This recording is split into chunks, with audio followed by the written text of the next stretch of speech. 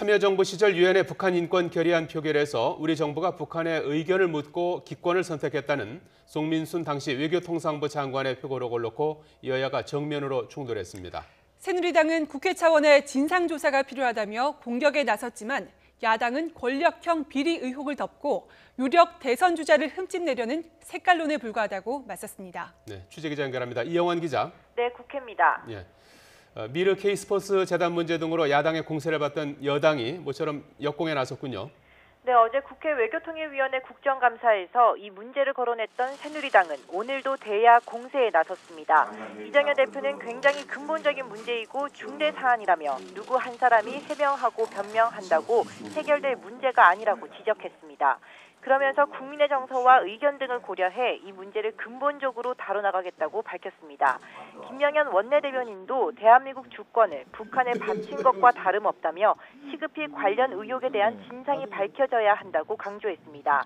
김 원내대변인은 만약 폭로가 사실로 드러나면 노무현 전 대통령과 함께 일했던 더불어민주당 문재인 전 대표가 대선에 출마해선 안 되고 정계를 은퇴해야 한다고 밝혔습니다.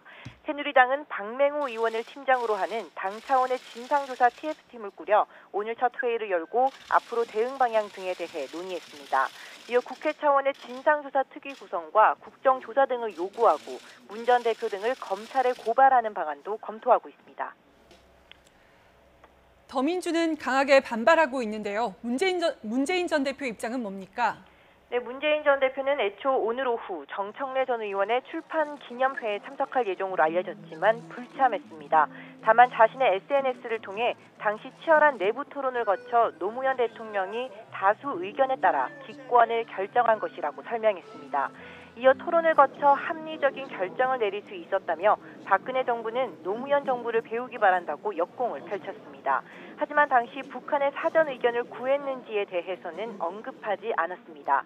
이런 가운데 더민주 윤관석 수석 대변인은 김만복 전 국정원장이 해당 내용을 부인했고 이재정 당시 통일부 장관도 정부가 북한의 의견을 확인했다는 것은 사실이 아니라고 말했다고 밝혔습니다. 이어 새누리당이 색깔론을 앞세워 사실관계도 불확실한 문제로 도를 넘는 정치 공세에 나섰다고 주장했습니다.